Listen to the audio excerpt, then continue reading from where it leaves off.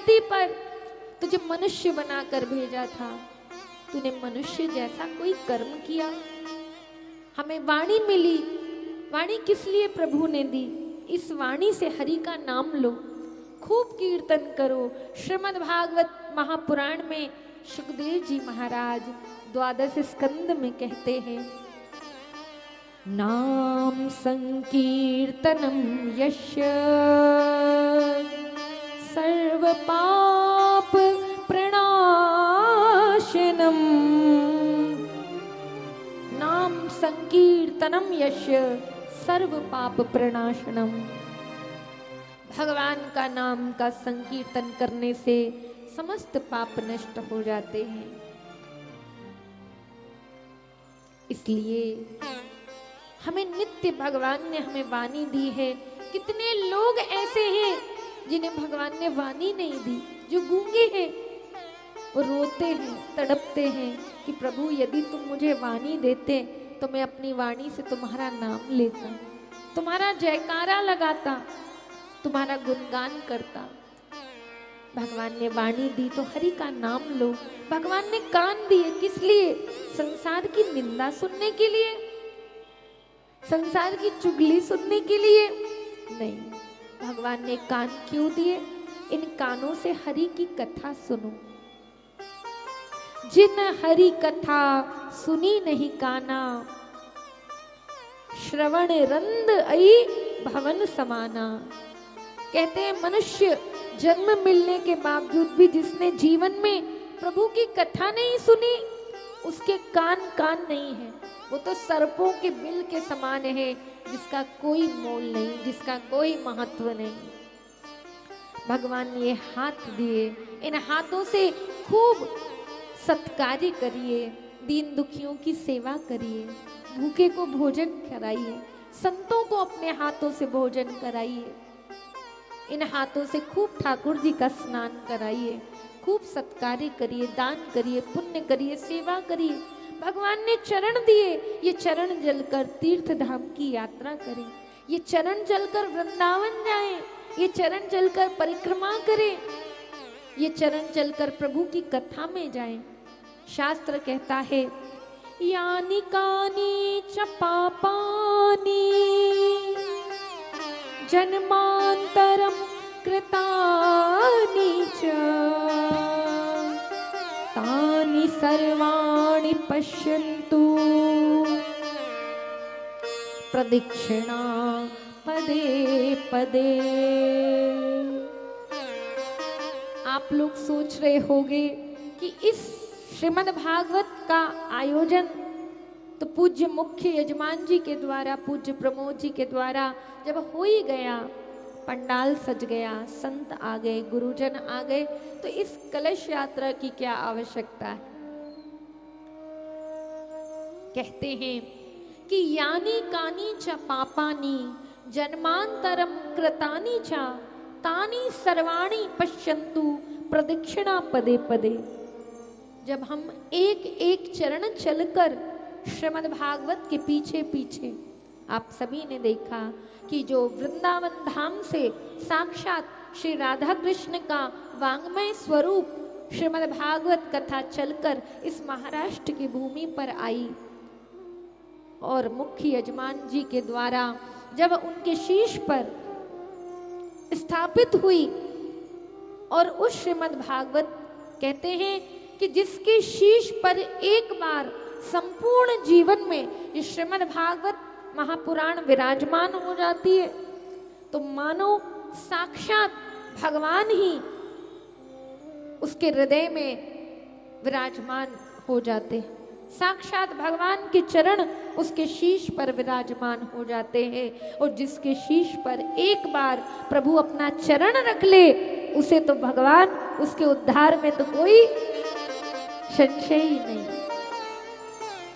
इसलिए जो प्रभु के सत्कार्य का निमित्त बनता है, उसकी महिमा तो है ही। यजमान की महिमा का क्यों गुणगान किया जाता है? क्योंकि जो भगवान की कथा सुनता है तो उसके द्वारा निमित्त होकर जितने भी जीव जंतु, जड़ चेतन, वृक्ष ये वायु, ये आकाश, ये धरती, ये पाताल, जितने भी भक्त कथा को श्रवण करते हैं तो उसकी कथा का, उनकी कथा के श्रवण का 10वां भाग, 10वां हिस्सा पुण्य का यजमान जी के खाते में चला जाता है। तो एक बार मुख्य यजमान जी की ओर जोरदार ताली। अब आप चिंतित हो गए होंगे कि 10वां हिस्सा जब चला तो हमारा तो 90 ही बचा। नहीं नहीं नहीं, कथा की महिमा ऐसी है कि कथा जो सच्ची श्रद्धा और भक्ति से संकल्पित होकर 7 दिन सुनता है तो उसे सुनने वाले को तो 100 का 100 मिलता है, लेकिन कराने वाले को 10 एक्स्ट्रा मिलता है, 10% एक्स्ट्रा मिलता है। इसलिए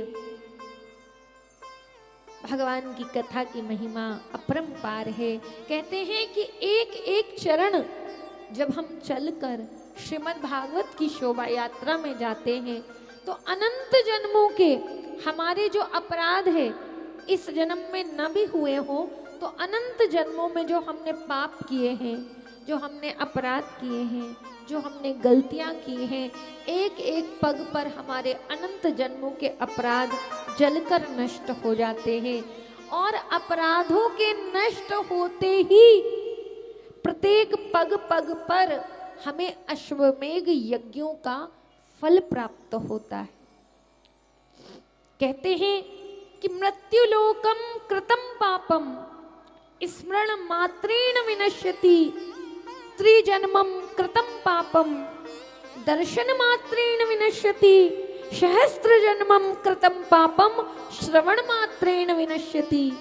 अगर कोई व्यक्ति इस मृत्यु लोक में किए गए पापों से मुक्त होना चाहता है, किसी से जाने अनजाने में किसी ने गलती से चोरी कर ली हो, झूठ बोल दिया हो, किसी की निंदा कर दी हो, किसी का अहित कर दिया हो, ब्रह्म हत्या हो गई हो, गर्भ में शिशु को समाप्त कर दिया हो, किसी का बुरा कर दिया हो, तो ऐसा व्यक्ति भी जब इस मृत्यु काल में भगवान का स्मरण करता है, भगवान की कथा का स्मरण करता है, भगवान के लाडले भगवत प्राप्त संतों का स्मरण करता है, उनकी याद करता है, भगवान नाम को याद करता है, भगवान नाम का जाप करता है, तो उसके इस मृत्यु काल में, इस मृत्यु लोक में किए गए पाप जलकर नष्ट हो जाते।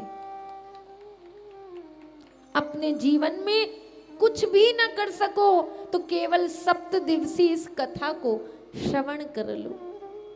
तो इस मृत्यु काल में जितने भी पाप किए हैं, उन पापों में इतनी सामर्थ्य नहीं, उन पापों का बोझ इतना अधिक नहीं जिससे ज्यादा शक्ति श्रीमद् भागवत की कथा में, एक कथा में। इस समय जो आप कथा सुन रहे हैं, आपको इतना लाभ हो रहा है, इतना पुण्य मिल रहा है, इतनी कृपा आप पर हो रही है जिसे मैं वाणी से व्यक्त नहीं कर सकती। मंच पर पूज्य विराजमान गुरुदेव बैठे हैं, जिन्हें 37 वर्ष हो गए अपने जीवन में, जिन्होंने कभी आराम नहीं किया। आप और हम अगर एक दिन लेटे नहीं और कहा जाए रात भर सबको ऐसे ही कथा सुननी है, तो एक एक कर कर सब गायब हो जाएंगे। लेकिन 1 वर्ष नहीं, 1 दिन नहीं, 1 महीना नहीं, 1 साल नहीं, 37 सालों से ऐसे ही बैठे हुए हैं। अपने जीवन में कभी लेटते नहीं, अपने जीवन में कभी सोते नहीं। 37 सालों से पूज्य गुरुदेव ऐसे ही बैठे हैं, जिनका दर्शन आप कर रहे। कहते हैं तपस्या ना कर सको तो तपस्वी संतों का दर्शन कर लो, भजन ना कर सको तो भजनानंदियों की सेवा ही कर लो, दान न कर सको तो दानी की महिमा ही गा लो। वृंदावन धाम में अपना घर छोड़कर, अपना परिवार छोड़कर धाम में संतों की बातें वास न कर सको तो ब्रजवासियों की सेवा ही कर लो, तो ब्रजवासी की सेवा से आपको ब्रजवास का ही फल मिल जाएगा। मेरी राधा रानी तो ब्रजवासियों की सेवा से ही प्रसन्न हो जाती। हम वैसे तो जिन ठाकुर जी की कथा आप और हम सुन रहे हैं, कोई कहता है अच्छा आप बताइए, कथा तो आप लोगों ने बहुत सारी सुनी होगी, आप वाली भाषा तो मुझे आती नहीं। जब हम महाराष्ट्र में पूज्य प्रमोद जी कह रहे थे कि कथा का आयोजन है, क्योंकि तीर्थराज प्रयाग की पावन भूमि पर गंगा यमुना सरस्वती जहाँ विराजमान है, ऐसी पावन भूमि पर जब पूज्य मुख्य यजमान जी प्रमोद जी पधारे और उनके मन में ये भाव आया कि हमारे क्षेत्र का भी कल्याण हो, हमारे क्षेत्र में भी श्रीमद् भागवत की कथा का आयोजन हो और वहाँ पर रहने वाले लोग भी श्री राधा कृष्ण की भक्ति में झूमे। जब ऐसा भाव आया तो स्वीकृति मैंने भी कह दिया कि हाँ, हम भी महाराष्ट्र आना चाहते हैं। लेकिन मन में बड़ा संकोच हो रहा था कि मैं तो मराठी जानती नहीं हूँ, मैं तो महाराष्ट्र जानती नहीं हूँ। फिर भी पूज्य मुख्य यजमान जी कहने लगे कि आप चिंता नहीं करिए, हमारे महाराष्ट्र वाले बड़े दिलदार हैं, आप जिस भाषा में भी कथा कहेंगी वो खूब बड़ी तादाद में आपको श्रवण करने के लिए आएंगे। तो उनका ऐसा भाव रहा और उस भाव का ही आज फल है कि आज इस महाराष्ट्र की पावन भूमि में केवल अपना ही कल्याण नहीं किया, यजमान जी ने आप सबके कल्याण हेतु इतना सुंदर कथा का आयोजन किया।